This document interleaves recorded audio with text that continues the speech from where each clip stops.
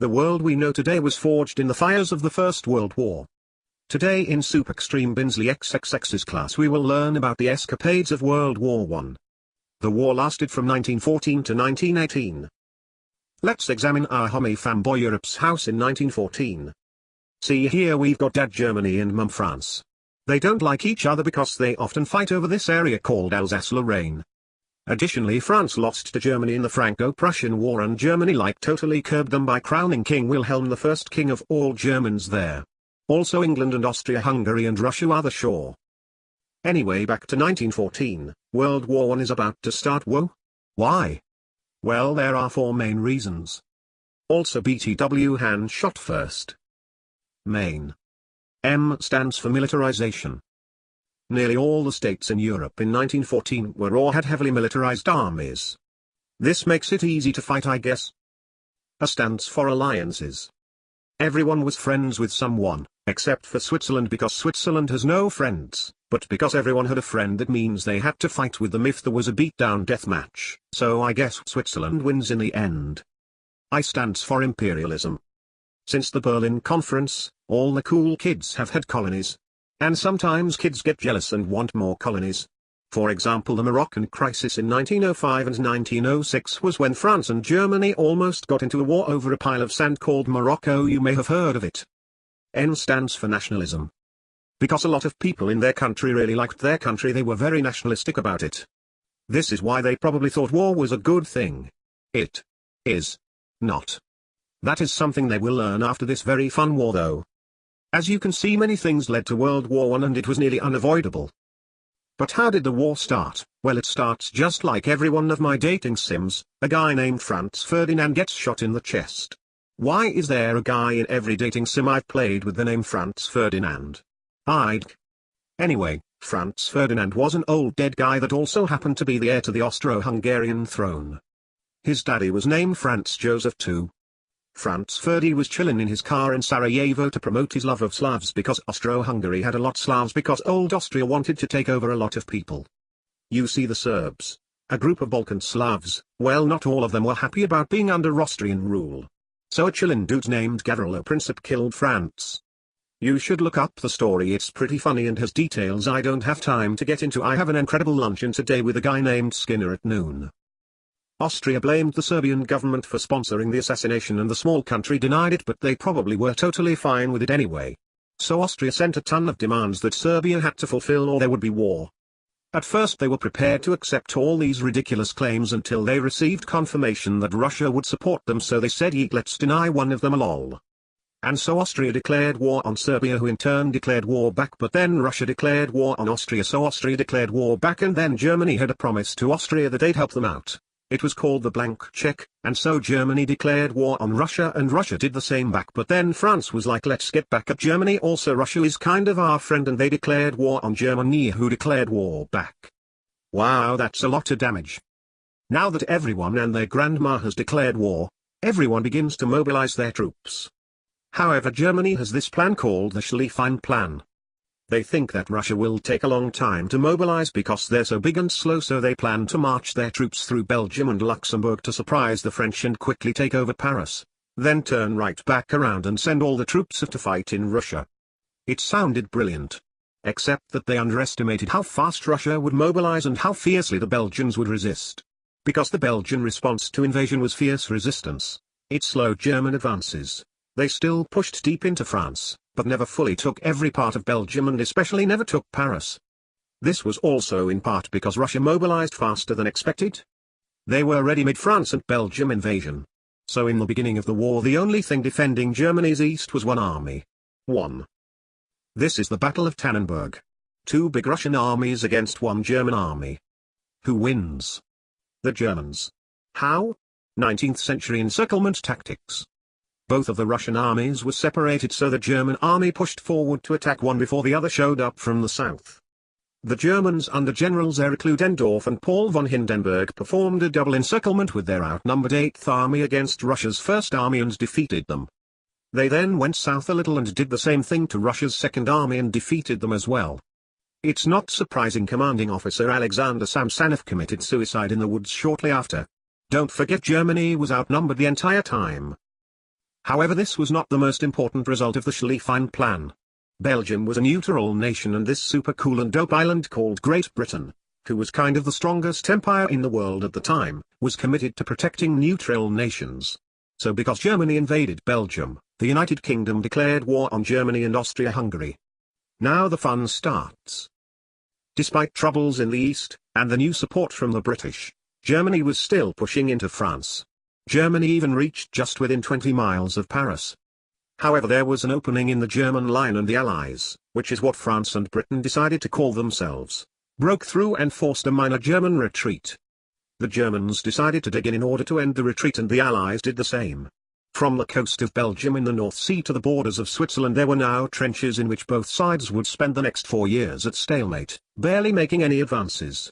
Life in the trenches was hard, long, disgusting, and deadly. Shells going off 24/7, rain flooding trenches, and officers forcing men to charge at enemy trenches.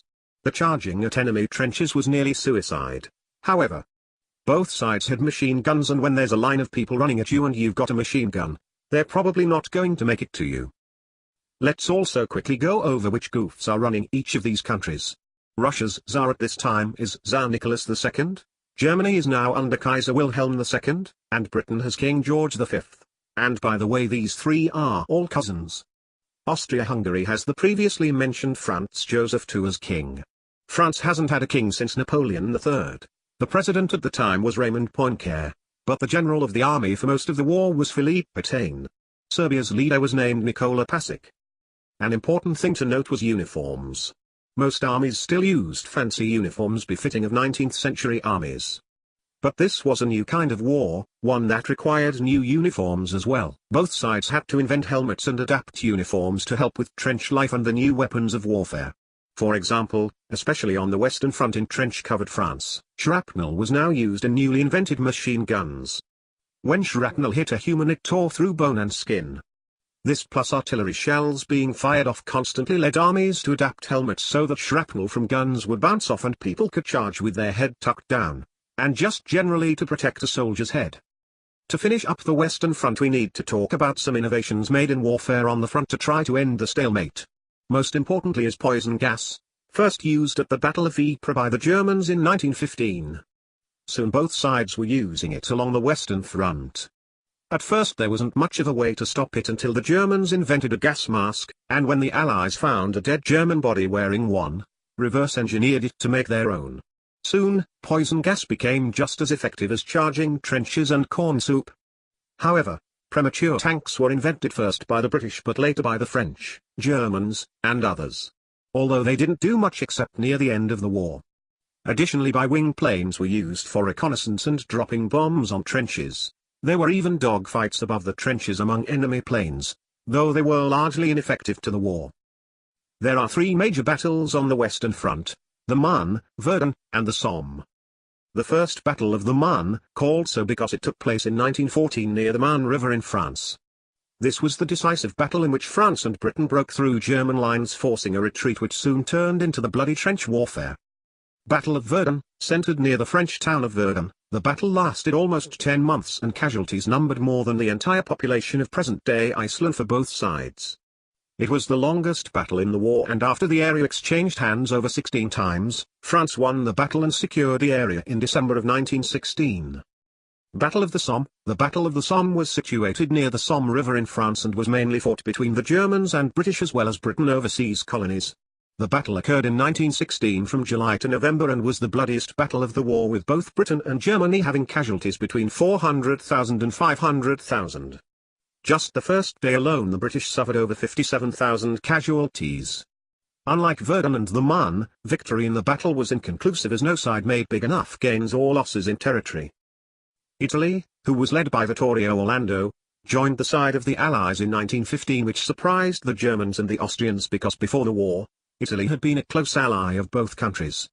But hey, when France and Britain offer you some land and your name is Italy, you'll probably accept. After Italy joined the war, they invaded Austria in the Alps. Thanks to Austria whining to Germany for the 78th time for help, Germany helped push the Italians out of the Alps in a retreat to Adriatic coast at the foot of the Alps, where the Italian front of the war would enter a stalemate as well. A major battle fought here was the extremely bloody Battle of Caporetto, where Italians faces 300,000 casualties, while the Central Powers, which was the super-dope name the Germans and Austrians called themselves, only suffered 70,000 casualties. Also, there was a pretty cool author who drove an ambulance for wounded soldiers. His name is Ernest Hemingway. You may have heard of him.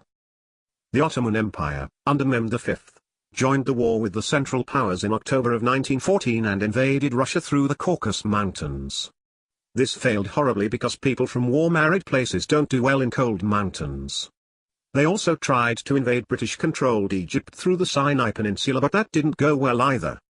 The Ottomans decided to blame their losses on ethnic Armenians and started a genocide which killed between 600,000 and 1,500,000 Armenians. The British started a campaign in the Dardanelles near the Bosporus to try to take Istanbul so they could reach Russia in the Black Sea. This was called the Gallipoli Campaign and took place from 1915 to 1916. The British sent multiple divisions as well as 50,000 Australians and 15,000 New Zealanders to fight in the campaign. It was a huge failure for the British Empire and cost over 300,000 casualties, while the Ottomans sustained 250,000 casualties. In 1918, however, Britain was successful in getting Arab groups to rebel against the Ottoman Empire, which severely weakened them. Russia and the United States. Russia had been around since the start of the war and promoted the idea of pan-Slavism to help justify the war. Pan-Slavism was a belief of all Slavic people to be together and closely tied with Russia. This reason is why Russia supported and helped Serbia in 1914 and why Slavic peoples in Austria-Hungary support Russia. Despite this, by 1917, problems were growing in Russia over discontent with the Tsar and people tired of war. So Germany shipped off the All-Father Vladimir Lenin, who had been exiled to Switzerland, to Russia to see if he can start a communist revolution to pull out of the war. Somehow it worked. And so new Soviet Russia, led by Lenin, signed the Treaty of Brest-Litovsk, not only pulling Russia out of the war but seceding Poland, Belarus, Lithuania, Latvia, and Estonia to free states under German direct or indirect influence. With Russia out of the war, Germany could focus its troops back to the Western Front. However, it wasn't totally all bad for the Allies. You see, Germany had been using U-boats to sink supply ships in the Atlantic, and many of these were American vessels, so when Germany sunk the Lusitania in 1915, which had American passengers, America was a little peeved off. They told Germany to stop using U-boats in the Atlantic or they'll go to war. Germany said, okay, I won't, I promise. So with that promise, Germany stopped, but there was still a blockade against them by the British in the North Sea. So Germany got really antsy with their toy boats and wanted the blockade to end, so they went and had a boat battle against the British with their boats, and this was called the Battle of Jutland and was the only naval battle of World War I. Even though Germany did win, it didn't change all that much. However, in 1917, Germany resumed submarine warfare in the Atlantic, and thus in the spring of 1917, the United States declared war on Germany and joined the Allies to fight in World War I. It seems like there was just fighting in Europe, but in reality there was fighting between the Germans and Allies, as Britain and France fought for colonies in Africa, one of which held out longer than Germany did, and in the Pacific and East Asia, where Australia defeated the Germans in New Guinea and Japan took German island colonies and notably Tsingtao, a Chinese port controlled by Germany. Furthermore, Britain received much aid from their South Asian colony of India. At the beginning of 1918 it was anybody's game and resources for both sides were running low, except for the Americans who had just recently made it to the fronts of Western Europe. However, with a German defeat at the hands of the Americans in the Argonne Forest and a failed spring offensive that resulted in the Second Battle of the Marne, which was an extremely decisive victory for the Allies, the Germans began to be pushed back on the Western Front as the stalemate of the trenches was broken. Furthermore, Italy had started to push back again from the south into Austria, and now the British were pushing in against the Ottomans from Egypt.